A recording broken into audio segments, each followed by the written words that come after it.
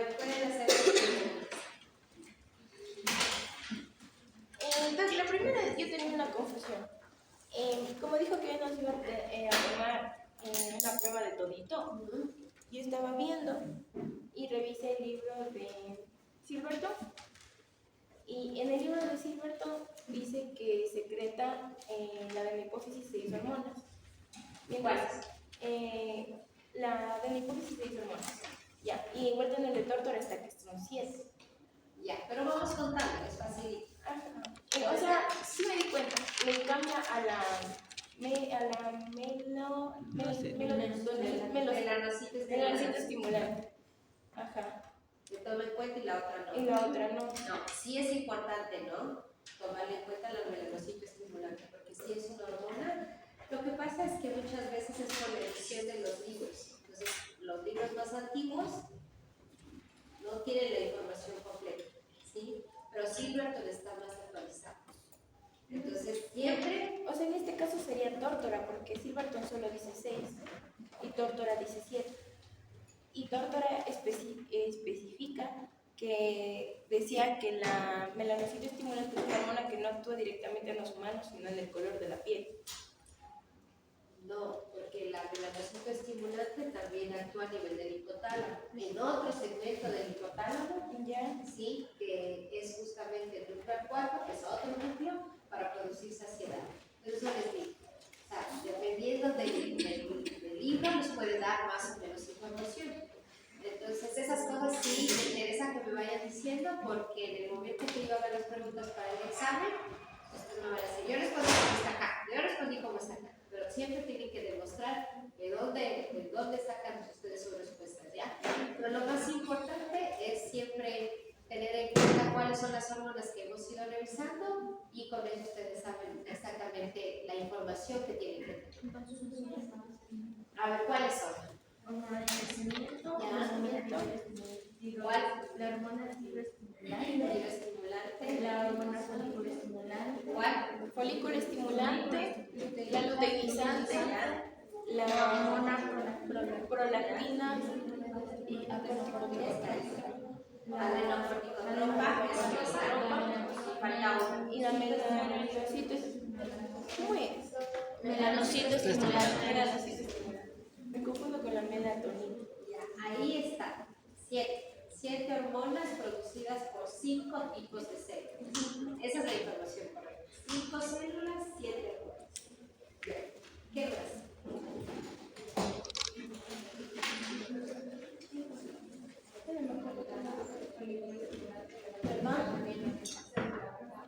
Claro, son las gonadotropas. ¿Qué más?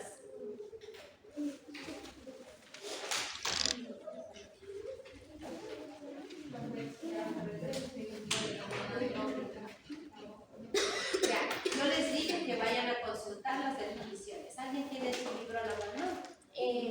¿Puede leer lo que dice que es una hormona trópica? Yo tengo un bien, o sea, leí en Una leve idea. Que la hormona trópica era que controlaba la secreción de otra hormona, ¿ya? Y la hormona permisiva era que necesitaba que se encuentre otra hormona para que complete su expresión. Perfecto, ahora sí quiero que lean. ¿Alguien que Yo tengo la de, tú tienes la de Tórtora y yo tengo la de Silverton. A ver, lean.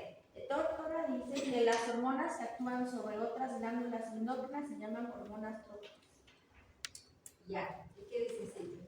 Estas hormonas que controlan la secreción de otras hormonas se conocen como hormonas trópicas. El adjetivo trópico proviene del vocablo griego trópicos, que significa perteneciente a los alimentos o nutrientes, y se refiere a la forma en que la hormona trópica nutre a la célula diana. Ya, pero la primera parte es la que me interesa, ¿no es cierto? La hormona trópica actúa sobre glándulas, ¿cómo estaba? Controla la secreción de otras hormonas. Controla la secreción de otras hormonas. Entonces, en la clase anterior, ayer, ustedes tenían una lista de hormonas trópicas, ¿sí? Justamente porque esas hormonas van a estimular la secreción de otras hormonas, que son la mayoría, ¿sí? Y las hormonas permisivas que dicen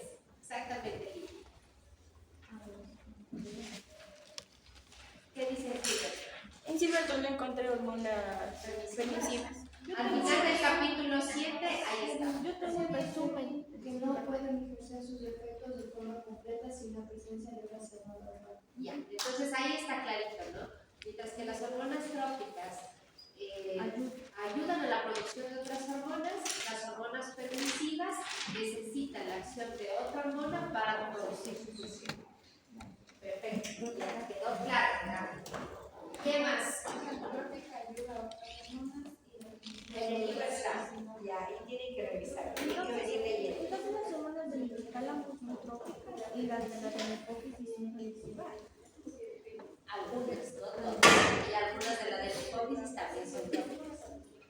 Eso tienen que revisar, eso yo les puse en las últimas diapositivas de ayer, ahí están todas las trópicas. No, es por eso que, o sea, en las que dicen las somatotropas, tirotropas, corticotropas, la terminación tropa es porque es una trópica.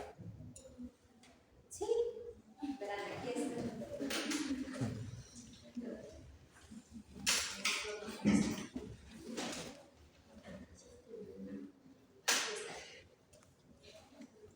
Las hormonas trópicas, ¿no es cierto?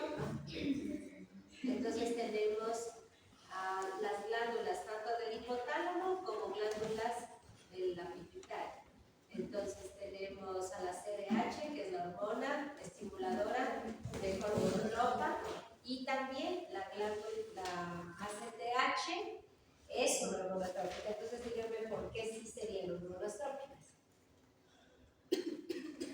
Trópicas porque ¿Cuál va a ayudar a la separación de la otra hormona? Es, y justamente porque la CTH es una hormona trópica, porque va a estimular a la corteza de la glándula suprarrenal para que produzca cortisol.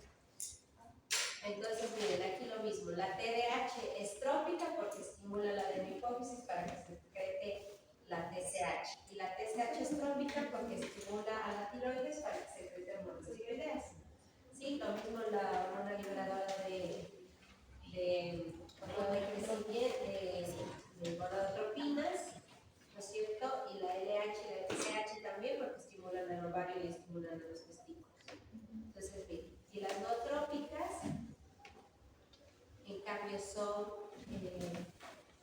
¿Por qué la hormona liberadora de hormona de crecimiento no sería trópica? hormonas liberadoras de hormonas. hormona liberadora de hormonas. Esta es la hormona permisiva, esa es permisiva. Pero la hormona de crecimiento es permisiva.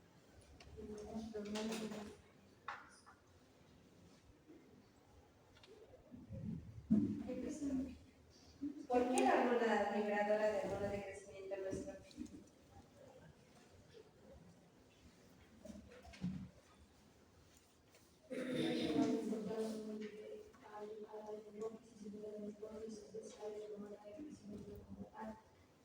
Porque puede ser que para ser estimulada necesita de otras hormonas, como la tiroides, necesitaba de algunas hormonas también. Necesitaba de buena alimentación, ejercicio y la estimulación de algunas hormonas. Pero, por ejemplo, vuelve a leer la definición de hormonas trópicas.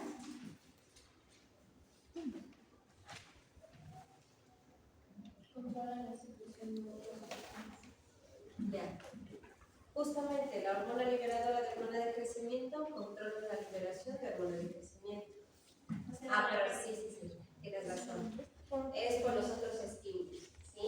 Hay otros estímulos, como por ejemplo el crecimiento, el ejercicio, que van a generar también secreción de hormona de crecimiento.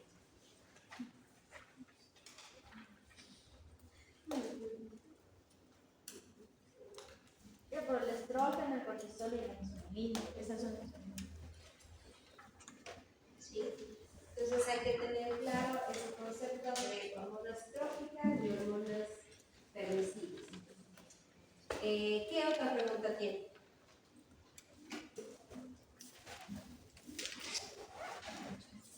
Bueno, si no tienen preguntas, guarden todo, por favor, y les acabamos.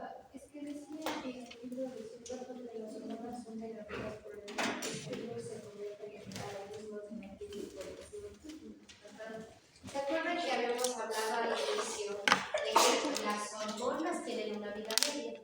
La vida media es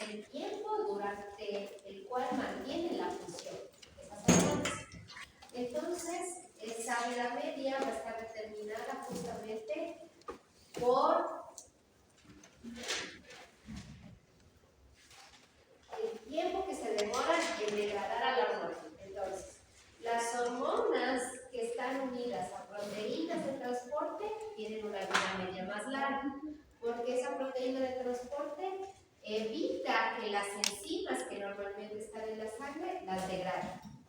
A eso se refiere.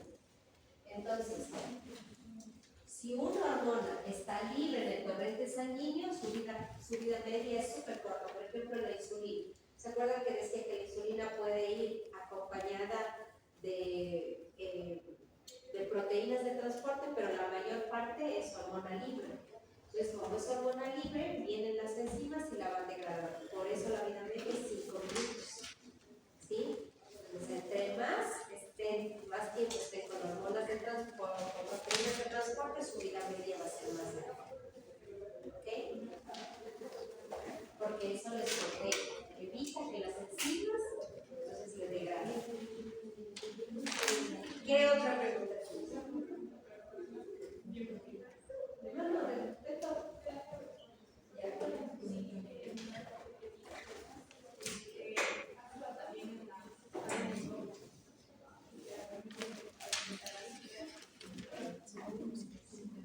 Es que la glándula suprarrenal es una glándula que produce algunas hormonas, ¿sí? Entonces, la glándula suprarrenal produce una hormona que se llama aldosterona. Y esta aldosterona también produce vasoconstricción de las arterias y actúa a nivel renal para evitar la salida del orina. Entonces, por eso les pregunto, porque es como le ayuda a que haya un efecto o potencia el efecto del ADH. ¿Sí? Las vías de reflejo. ¿De qué? Las neuroendocrina y la completa es. Ya. La simple, acuérdense, es facilito. El estímulo es la hormona misma que se produce. ¿No es cierto? Entonces, por ejemplo, hiperglucemia. Si hay hiperglucemia, ¿qué va a pasar con la secreción de la insulina? Va a aumentar, ¿no es cierto? Va a aumentar. Entonces, si hay glucosa alta en la sangre, ese es el estímulo para que vaya a la célula beta del páncreas y secrete insulina. Y esa insulina baja la glucosa de la sangre. Esa es vía 5. ¿Sí? La otra cuál era? La neuroendocrina, en cambio, es que la hormona permite el estímulo nervioso. Entonces, por ejemplo, yo les decía, cuando una persona está comiendo, ¿no es cierto? Mejor dicho, cuando una persona está en ayuno, su estómago está cerrado, ¿no es cierto? Pero en el momento en que tú empiezas a ingerir alimentos, eso va dilatando tu estómago. Y alrededor de tu estómago hay nervios. Y los nervios mandan una señal al cerebro y dicen que está comiendo. ¿Por qué? Porque la dilatación del estómago hace que los receptores que tienen los nervios que están sobre el estómago se activan y mandan directamente la señal al cerebro. Esa señal que dice que está comiendo, dice, si está comiendo le va a subir la glucosa. Entonces, ¿qué tengo que hacer? Ir al páncreas para que la célula beta secrete insulina y le baje la glucosa. Ese es neuroendocrino. ¿Sí? Una hormona, o mejor dicho, un estímulo nervioso permite la secreción de una hormona. ¿Ya? ¿Y el otro? Complejo. Y el complejo es que una hormona permite la secreción de otra hormona. Tendría que ser como permisivo. Entonces, por ejemplo, lo mismo. Cuando tú estás comiendo carbohidratos y proteínas, cuando ese alimento llega al intestino delgado, activa la célula célula y se secreta GLP-1. El GLP-1 ya en sí mismo es una hormona. Esa hormona va a la célula beta, permite la secreción de insulina, que es otra hormona, para que baje la glucosa. Ese es complejo. O sea, la insulina sería permisiva. Y el GLP-1 es permisivo. Ay, ya. En este caso, porque permite, ¿sí? Es por el... No, sería trópica. Sería trópica. Exacto, sería trópica y sería permisiva. Permisiva porque el GLP-1 solito no puede bajar la glucosa. Necesita de quién? De la insulina, y entonces ahí sí permite el efecto de la disminución de la glucosa. Y trópica, ¿por qué? Porque el GLP-1 estimula la célula beta del páncreas para que secrete otra hormona que sería la insulina. ¿Sí? ¿Qué más? Yo tengo una pregunta que si los adenomas siempre van a estimular a que se produzcan células o también pueden producir esa producción de células. ¿De células o de hormonas? O sea, estimular a las células para que produzcan hormonas. Sí. Los adenomas, acuérdense que son tumores. Y los tumores generalmente es crecimiento anormal de células. ¿Sí? Entonces, al haber crecimiento de las células, ¿sí? Esto puede activar la secreción de las hormonas. Entonces, generalmente los adenomas son con hiperfusión, porque hay hipersecreción hormonal. ¿Sí? En cambio, cuando hay atrofia, por ejemplo, como vimos en la mujer embarazada, que tuvo una isquemia de la hipófisis, en cambio hay muerte de todas las células y hay una disminución de las hormonas. Entonces, tumores, aumento de secreción de hormonas. Isquemia o infarto, entonces disminución de la secreción de las hormonas.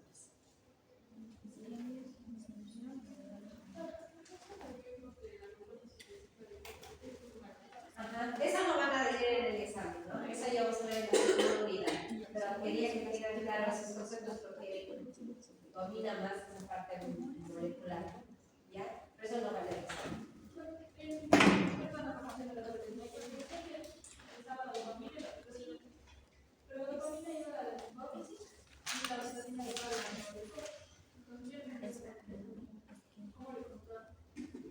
La dopamina es una hormona inhibidora para la secreción de prolactina. Y la oxitocina, en cambio, acuérdate que la oxitocina es una hormona complementaria para la función de la prolactina. Mientras la prolactina produce justamente leche, la oxitocina permite la salida de esa leche. ¿Sí?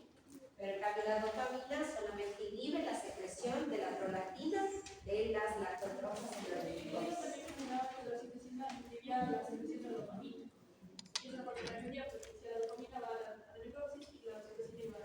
Es que la dopamina no solo sirve para eso, sirve para un montón de cosas. ¿Sí? Entonces es súper complejo. Neuroendocrino es súper complejo. Entonces solo hasta esa parte. Porque si no, tienes que investigar todo lo de la dopamina y te vas a ver. ¿Sí? ¿Qué ves? Una pregunta. ¿Qué tiene que ver la melanina con el ritmo circadiano? ¿Por qué? Es que verá, es que una cosa es la melanina y otra es la melatonina. Ahí se me están confundiendo. Acuérdense que la melanina es el pigmento que producen los melanocitos de la piel. En cambio, la melatonina es una hormona, ¿sí? Que estimula el sueño, pero es secretada por la glándula pineal, es por la pineal. Es por la pineal.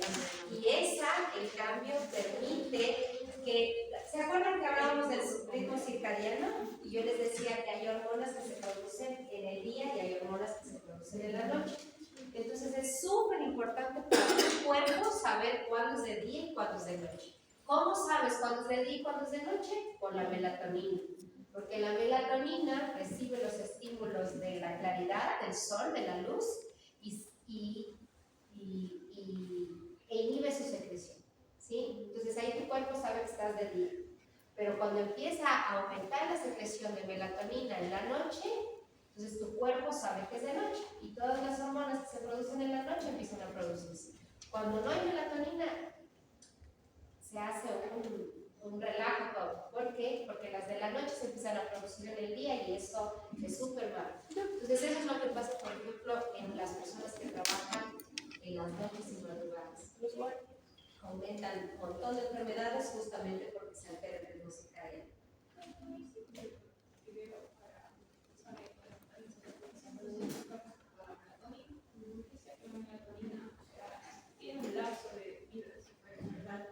Como todo el mundo.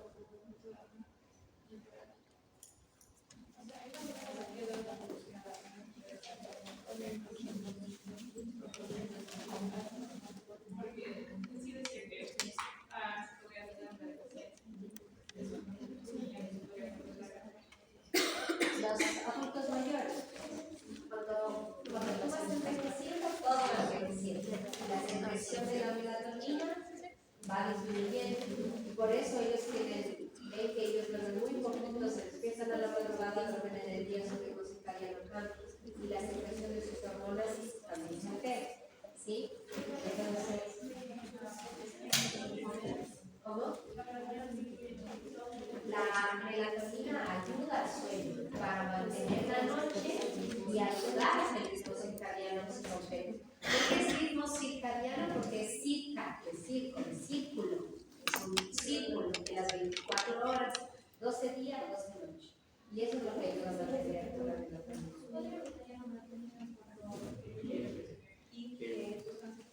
Equilibrio del sueño, claro. Pues,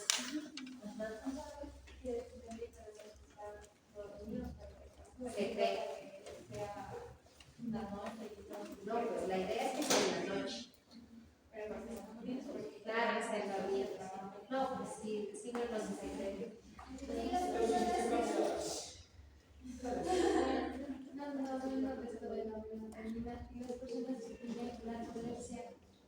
Ellas en cambio tienen una sobreproducción de melatonina, ¿sí? Pero eso también son múltiples las causas. Entonces siempre hay que ver el origen de la causa, porque puede ser que haya un daño a nivel de la glándula o un tumor que esté produciendo y incrementando la secreción de melatonina, ¿sí? Pero pueden haber otros.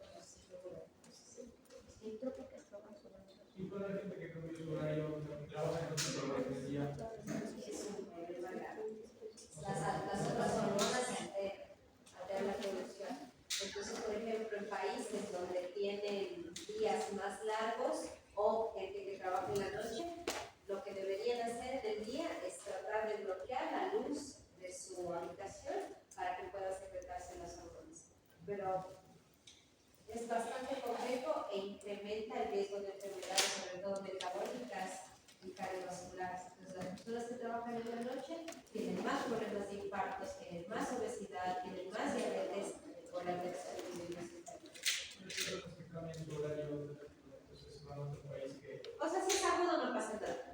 O sea, 2 días, 3 días, pero cuando ya es crónico, tu cuerpo tiene que autorregularse, cambiar ese ritmo, ¿sí? Pero generalmente o les dan pastillas para dormir, para que haya oscuridad, tu cuerpo empieza a secretar melatonina, o tienen que tener bloqueados los cuartos para que pueda estar oscuro y se secrete.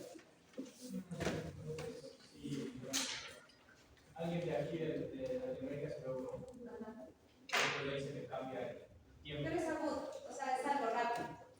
Ahí no te Pero si se preocupes. queda ya Exacto. Entonces ahí va a generar problemas. Cuando ya es crónico. Si es una semana, 3 días, no pasa nada. así duerme en la noche ya. Ha sido, o sea, lo que le va a dificultar es que no tiene esa costumbre para dormir esas horas. Pero no va a pasar nada con su ritmo circadiano en general. Pero si ya se hace algo crónico, entonces ahí sí, porque ya va a haber otras vías que se activen para tratar de compensar eso. Ya, con respecto a lo que tiene que dar el examen, ¿qué otras preguntas tiene? Yo me confundo ahí, o sea, no me acuerdo bien, me confundí ahorita. La hormona que produce la tiroides es la tiroxina. La hormona que produce la tiroides puede ser que produce 2 hormonas, la tiroides. La tiroxina, que es la T4 o tetraiodotiriona, y la T3 o triiodotironina. Son 2 hormonas que produce la tiroides. O sea, y para ponerle, por ejemplo, de las que salen. Por ejemplo, en las somatotropas, la gonadotropina, ¿cierto? A ver, ¿cómo? No, Las somatotropas, somatotropas, la hormona del crecimiento, es que tiene la G y me confundo. Ya. Ya, sale la hormona de crecimiento. Ya, entonces, de la hormona tiroestimulante, Es la TSH, no son las hormonas tiroideas. La TSH es la hormona estimuladora de tiroides. y la que sale, Y cuando ya le estimula la tiroides, la que sale es la T4 o tiroxina y la T3 o triiodotironina. ya, doctor. Entonces acuérdense que todo es jerarquía. TRH, hormona liberadora de tiroides. Estimula la dermocólisis, TSH, hormona estimuladora de tiroides. Estimula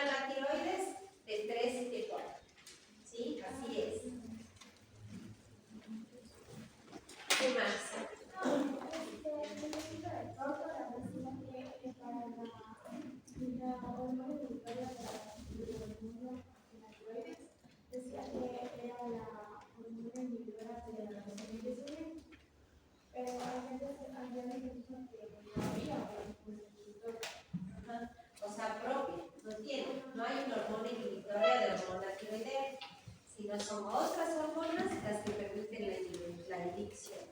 Lo más importante con la hormona TSH, que sería la hormona estimuladora de tiroides, es que son las hormonas tiroideas las que permiten que haya secreción o no de la TRH. Entonces, si los niveles de hormonas tiroideas están bajos, ese es el estímulo para que entonces se secreten TRH, que es hormona estimuladora de tiroides. Y cuando los niveles de hormonas de tiroides están altos, entonces eso es la inhibición para que se secreten las hormonas, la TRH, la inhibición para que se secrete la TRH. Pero acuérdense que en crecimiento hay hormonas que actúan de forma sinérgica, son permisivas. Entonces acuérdense que la hormona de crecimiento también necesita de la ayuda de hormonas tiroideas, ¿no es cierto? Porque permite el crecimiento y desarrollo del sistema nervioso central. Entonces tiene relación.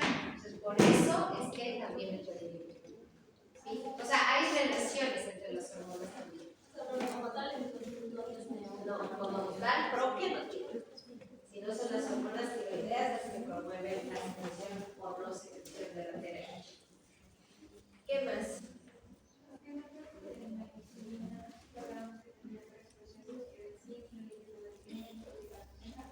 Y la compleja, antes de llegar a la hormona número 1, tenemos ¿De qué? algo de. Levanta la voz para que todos escuchen. Me parece que era. Pues decía que tenían problemas, por ejemplo, me parece que era lo contrario, pero no estoy segura. ¿Qué es? Era como que. Es que estoy pensando que lo de la parte compleja, el primer proceso. El primer proceso es el estímulo de los alimentos. Son los alimentos los que producen el estímulo para la secreción del TLP1. Entonces, cuando los alimentos llegan al intestino delgado, en contacto con estas células L, que son las que producen el TLP1. ¿Sí? Y ahí empieza entonces el proceso. Van a ayudar a la secreción del TLP1. Porque los alimentos van a un segmento del intestino delgado donde están las células L. Supónganse que este es un segmento del intestino delgado y solo en este segmento hay células L, que generalmente suele ser en la parte final del intestino delgado. Entonces, cuando el alimento viene y toca estas células, ahí se secreta el TLP1. Mientras no toque esas células, no se secreta el TLP1. Entonces, el estímulo es el paso de los alimentos con las células L del intestino delgado. En la diapositiva de la clase 7, en la 17, bueno, todavía estaba en el 10. ¿Me podría explicar? Puede poner. Esa imagen ayer que. Esa es. ¿Esta? Ajá. Ya. La flechita de la gonadotropina, que está debajo de la folículo estimulante y la luteinizante. ¿Por qué baja, o sea, directo a las células terminales de las gonas? O sea, ¿qué puede ser otra cosa? ¿O a qué se refiere con eso?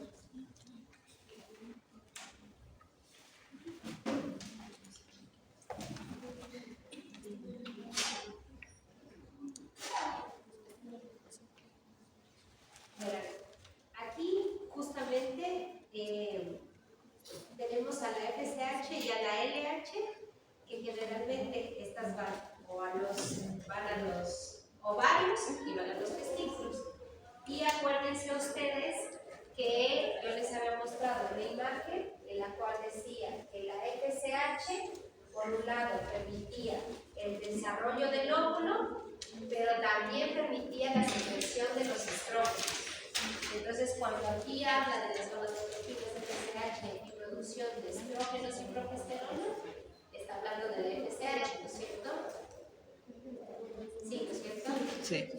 Porque ahí solo está hablando de la producción de las hormonas, pero no dice nada en relación al desarrollo del folículo ovárico para producir el óvulo. Entonces, por eso se viene la gonadotropina directamente a las células germinales para producir los óvulos. A eso se refiere. Pero yo les mostré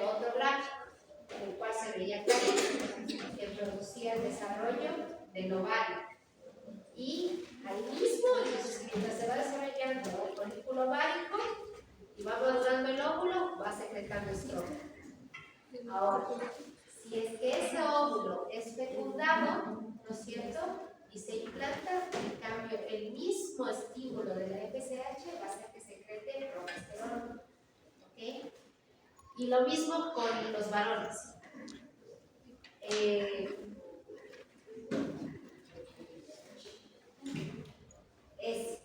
Entonces es como que el mismo gráfico, pero aquí está más explicado.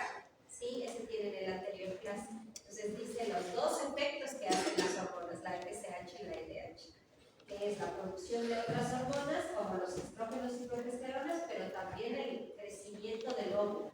En el varón, la secreción de otras hormonas como la testosterona, pero también produce como es el estímulo para la producción de espermatozoides.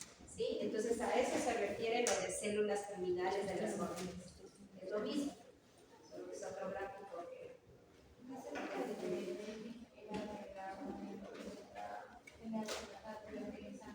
las hormonas, las células de Leydig son las células que se encuentran en el testículo, ¿no? Entonces hay las células de Leydig y las células de Serre. Las unas producen espermatozoides y las otras testosterona. ¿Qué más?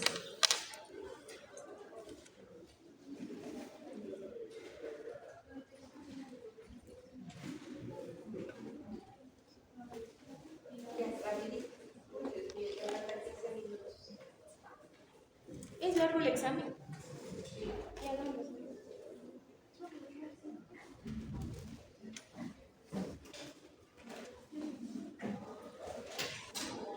El día martes, ¿qué exámenes tienen ustedes?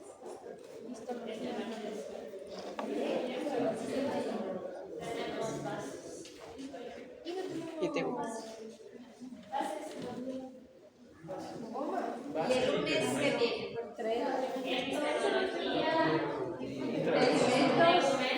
No, pero introducción.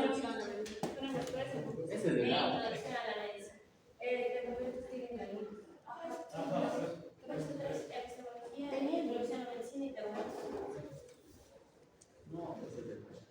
Es que no van a alcanzar a... ¿Qué tienes después de esta? Introducción. Yo tengo clase. Estoy full hasta la 1. Doc, una pregunta. Dice que la LH estimula los ovarios y la FSH el desarrollo del ovario. ¿Pero qué produce la LH? La ovulación, no es lo mismo. La folículo estimulante permite el desarrollo y crecimiento del óvulo. ¿Ya? Pero la LH permite la salida del óvulo. Entonces son dos cosas diferentes.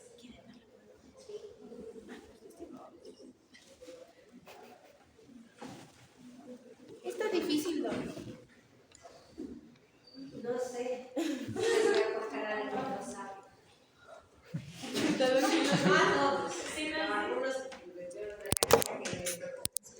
Verán, déjenme ver cómo salen de sus pruebas. Y, no, ya tengo la solución. El día viernes que tienen COE, como probablemente esa hora ya no tengo porque tienen que dar hoy las exposiciones.